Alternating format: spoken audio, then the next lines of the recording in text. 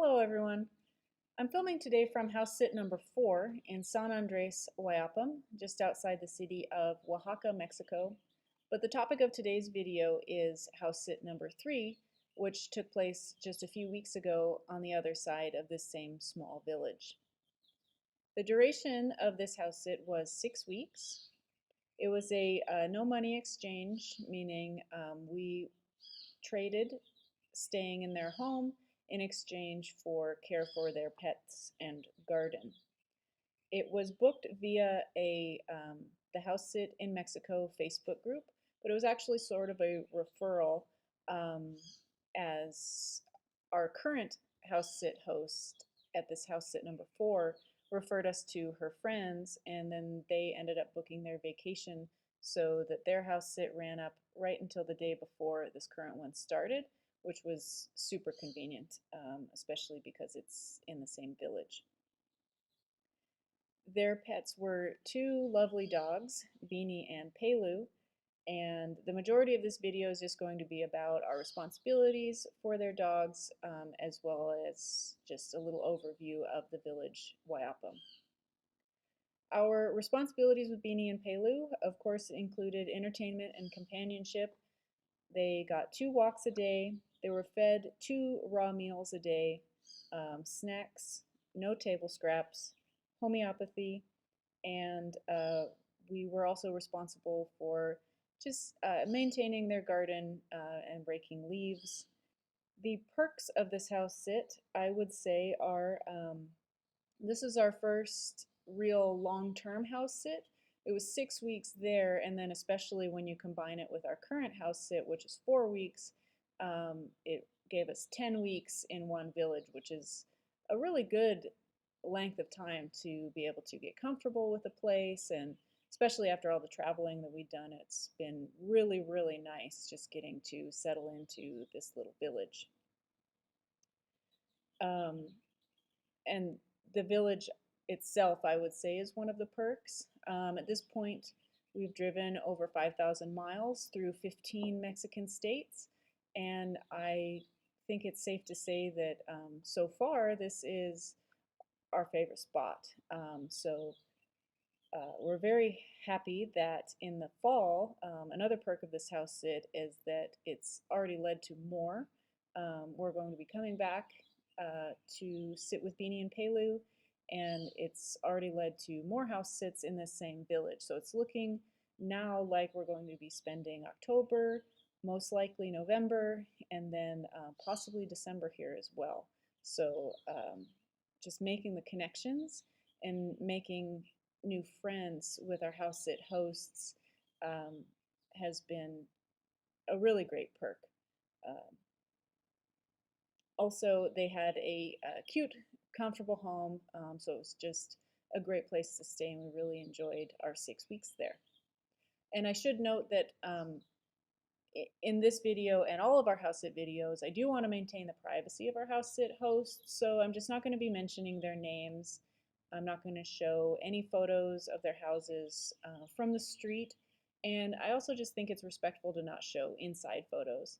So even though their house was just really adorable and I loved all the artwork on the walls, um, I'm just not going to show too many, I'm not going to show any inside of the house photos. I just think that's better for privacy. So speaking of photos, let's move on to some photos of Beanie and Pelu. Here we have our 2 stars of the show, Beanie and Pelu. They are really unique dogs. I don't know how to go into explaining a dog's personality. I don't think that really makes interesting video content. But very briefly, Beanie and Pelu are sisters from the same litter, although they're equally enduring, but they are polar opposites. They had just very different personalities.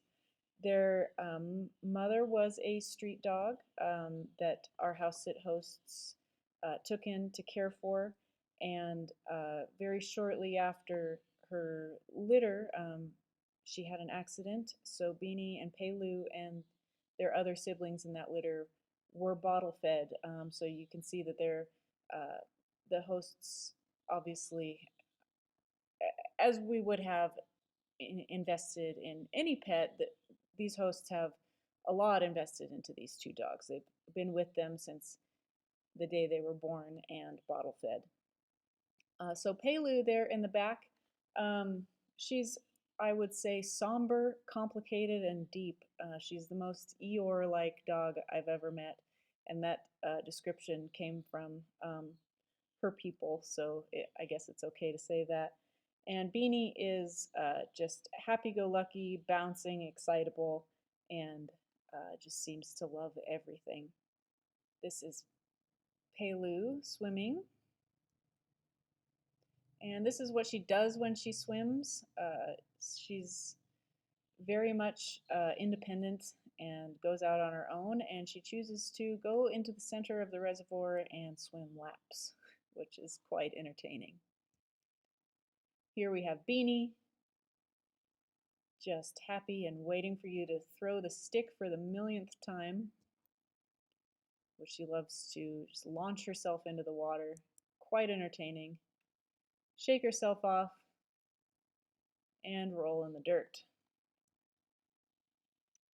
Moving on to feeding, Beanie and Pelu get breakfast and dinner.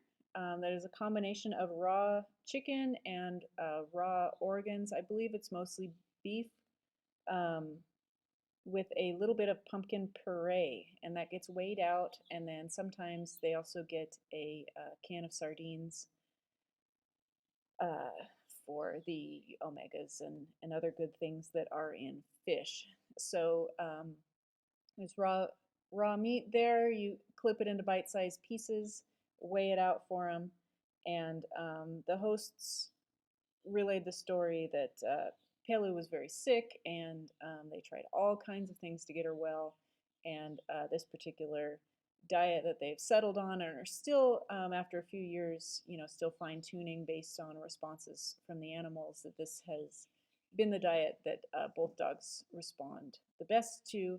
And it's interesting to me that a lot of the house sits, the ones that we have coming up, a lot of them have special diets or special needs. So I'm not surprised when I see, posts for house sitter wanted, needs to be able to maintain their raw food diet or some other sort of special diet. So that seems to be a common thing with house sits. Here we see a view of the village San Andrés Huayapam, or Huayapam for short. You can see that it's nestled right at the foot of La Sierra Madre mountain range, and pretty much anywhere you go in the village, the mountains are just looming. They're just right there. Obviously, mountains don't go anywhere. So it's a popular destination for mountain bikers and hikers coming from the nearby city of Oaxaca. So Huayapam is sort of like a weekend getaway, or considered like the gateway to the mountain range. So a lot of people from Oaxaca would be coming through Huayapam in order to get to the mountains and do those outdoorsy things. I suppose because of that is why, even though it's a small village, there's a high number of both upscale and traditional restaurants. Um, so when we got to Huayapam, not only just because we'd been doing so much traveling, but it was just such a great little comfortable village that had everything we needed. We admittedly haven't done a ton of exploring in Oaxaca City, um, even though it's just a very cool city. So when we come back in the fall, we'll be making more day trips to Oaxaca and the surrounding areas. But this 10 weeks that we've been here, we've just been enjoying this little village life. Here you see the mountains in the background. And you'll notice that it's overcast, and we had a great timing to be here as it was transitioning from the dry season to the rainy season. So our first week or maybe two that we were here, it was dry and dusty like a lot of the other areas of Mexico that we've been through. But then just overnight, rainy season started, and it was just a matter of a few days, and everything just greened up. It's totally lush. There's grass, which is not common in a lot of Mexico, um, the areas that we've been to, and it was just really interesting to see the sudden transition from one season to the next. It's another view of the village. This this area down underneath the bridges here, we've been told, fills with water during the rainy season. We haven't seen more than a little trickle yet, but I can see how the rains, like we were accustomed to back in Louisiana, the rain comes just sudden and intense. So as we walk all throughout the village, we see lots of little pathways like that that are intended to guide the water through the village when when the rain comes and when those little seasonal streams start to fill up. Here we see a common form of transportation in this village, along with all the other little villages around, are these little tuk-tuks, taxis. You just see them going all around the roads. They appear to be independently owned because they all have like personalized stickers and lights and just things that make them stand out from the others. And I've noticed that each different village that we go to in this area in around Oaxaca City, um, they have their own different colored tuk-tuks or something about them is different. So it seems like they probably don't take you outside the village or far outside the village. It's just for getting from one end to the other.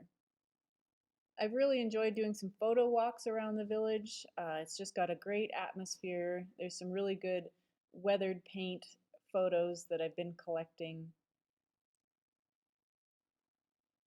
This is one of the little